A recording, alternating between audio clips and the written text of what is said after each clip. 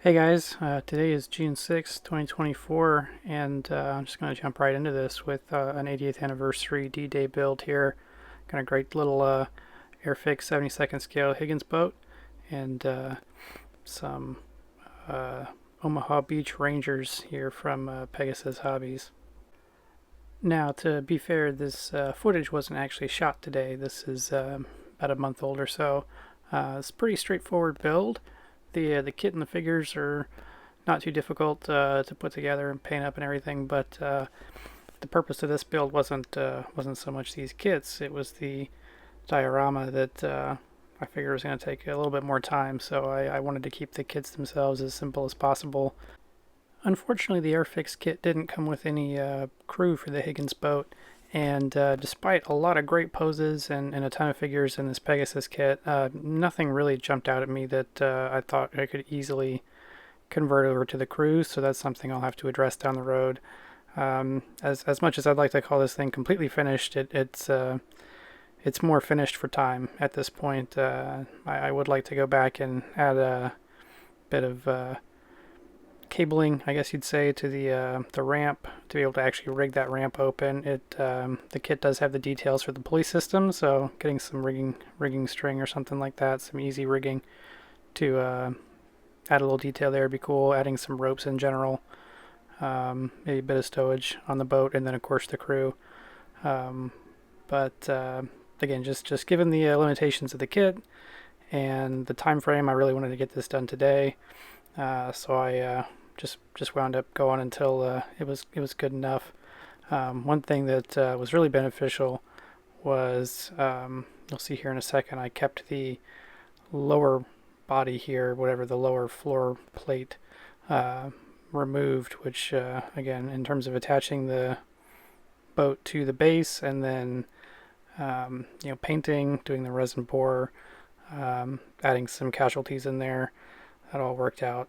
And this is just my hand painting technique with lacquer paints. It's really messy looking, really rough, kind of a base layer sketch version of painting. And the reason for that is the speed and the built-in weathering. I didn't actually do any weathering to the interior of this boat, and I don't think it's necessary, because when you start dropping in the floor, you put the I guess the top deck, it really starts pushing all that into the background anyway, and then that little bit of just messiness from the hand painted lacquers kind of provides its own level of weathering.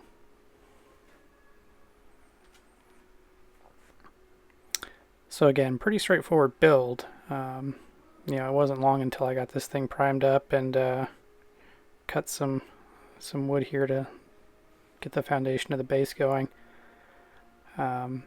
This is about as in-depth as I went with painting, just to again get some of these colors look kind of like a gray-green, so a couple different mixes here.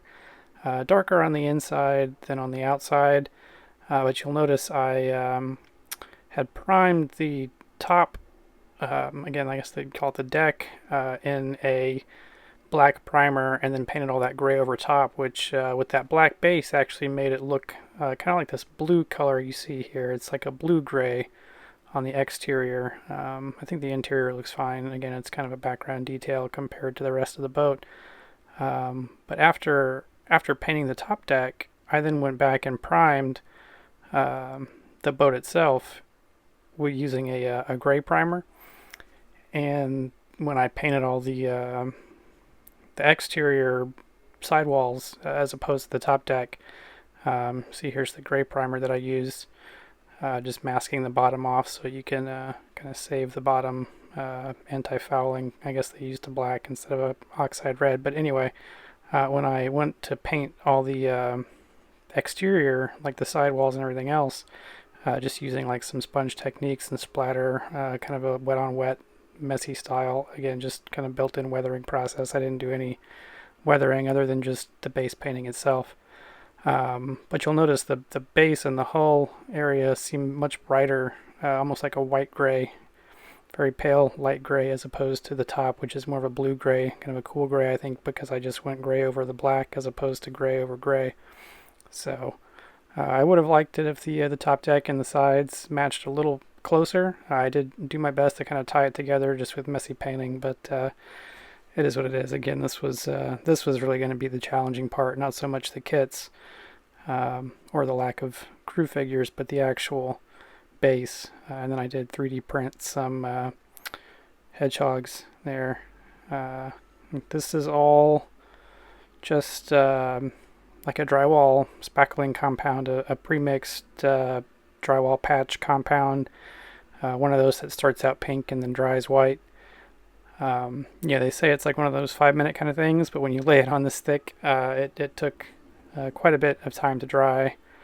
And then when I wound up pushing these figures in over the next 12 to 24 hour period, especially in these thicker areas, you can see like it was workable enough that I was actually able to get these figures pushed in pretty well, which worked out for some of these guys that are dug in, and of course the casualties. And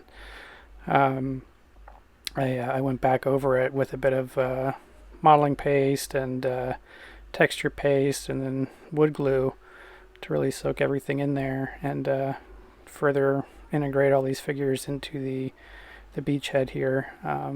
I think that's one of the easiest things to do to really make a convincing scene, whether it's 72nd scale or 35th scale or whatever it is, but getting your figures, your vehicles, everything like fully integrated in the scene is very helpful. And something with this scale and this small, I found it necessary to just paint everything in place. I thought that would be the best way to get everything harmonizing in terms of color and making sure things really felt like they fit in the scene, and wanted to go a little bit artistic with this, and did a bit of a base coating in transparent inks using some odd colors there, as you can see, but I think it really helped a lot to add some saturation, since really we're just using these kind of dull earth tones, these drab tones here, gray tones, sand, brown, but you can see like there's still a little bit of blue in the water there, which I don't know again if it's realistic or not, but it adds a little bit of an interest there. And then the the sandy beach, really, even in some of these flatter areas that look kind of gray and dull, maybe overall, if you really look in there, there is still a bit of that kind of reddish tone peeking through. Just going back there and adding a little bit of like reflected light kind of effect on the ocean with the airbrush. All of this so far has been airbrushed on, so it helps a lot with the smooth transitions there, getting that kind of natural look. But it still is a little flat, so I did wind up going back over it with oil paints, and very similar to kind of like the wet on wet, very loose technique I've used so far. I mean, everything from like the white glue, like you'll see areas where like that white glue or wood glue or whatever it is still drying in some of those deep areas where it just hasn't had a chance to cure. Again, because I've been kind of speeding this up here over the last week or so, trying to rush to the finish line. The whole project took less than a month, and really most of that time was procrastinating. But again, you can see just how well these figures are already integrated. All the different airbrush layers, like it's already kind of built up with the inks and everything else to give it a nice effect where the figures really feel, of course, like they're a part of the scene, because they really are kind of painted like the rest of the scene at this point. And then what I wind up doing after the oil paint layers is I come back in with a lot of mineral spirits and really mash everything around in there, just to really blend those oils in. And you can see these figures. This is just acrylic paints, and we'll get some close-ups here, plenty of close-ups of the figures, and you can see in the close-ups just just how badly they're painted. But at this kind of viewing distance, I think they look perfectly fine, again, because the shadow layers are already essentially blended in with the ground, so they're already harmonizing well with the ground. It's already that kind of like shadowy dirt brown sandy color, and these are just kind of the Vallejo paints I use for the figures, but it's very few paints there. You can see not a lot of custom mixes, not a lot of blending, just really impressionistic, really just like with the oil paints I used on the sand with these Rangers, they're really just almost just highlights. It's just like little blobs. I mean, you can see, look how rough this is. It's just little blobs of color here. All the packs get one kind of tan color. All the uniform tops are like a mix of tan and green, and then the pants get a little bit of a brown highlight on top of the already brown shadow base. I mean, it's really simple, but from this kind of distance, I think it reads really well.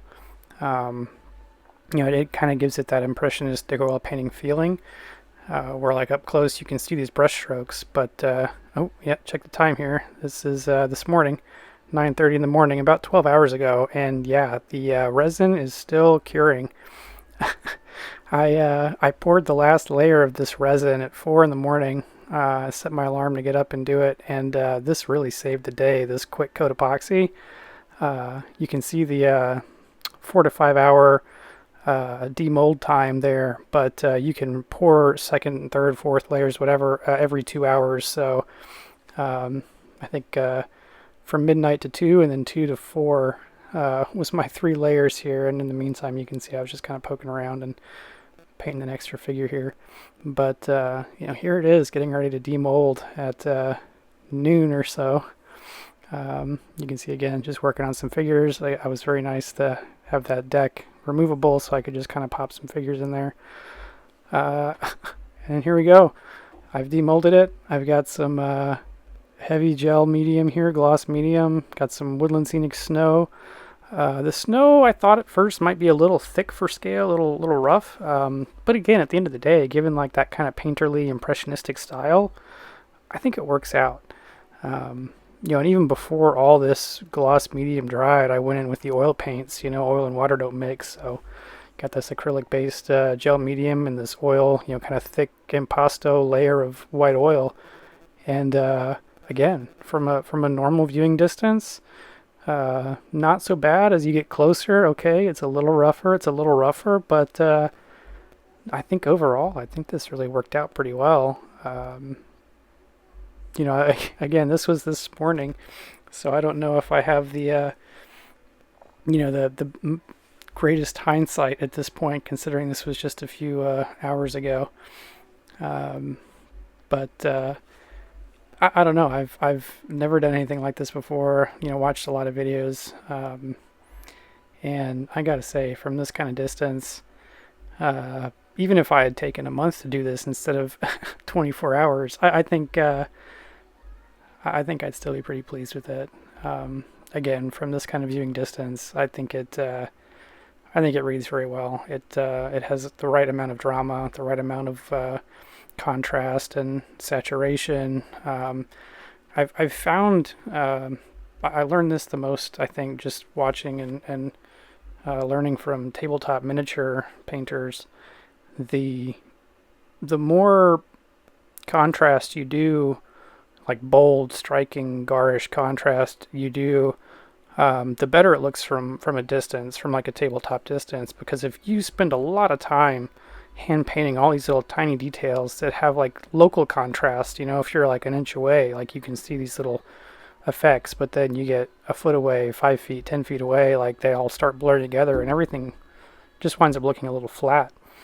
So I think at the sacrifice of kind of up close and personal detail, I think by going a little extreme, by going a little loose, and then kind of stepping back and seeing how it looks from a distance, I think you can get away with it. Again, you can see in the close-ups, it's really rough. I didn't even clean up a lot of the mold lines. These Pegasus figures are that kind of a plasticky rubber kind of figure, but yeah, you can tell they're they're not my best, but again, I think given the overall scene, there's close to 30 figures, I think. I tried to get as many in there as I could. Just I think the Higgins boat carried about 32 or 36 or something like that, plus the crew, so maybe over 40 people crammed into that boat.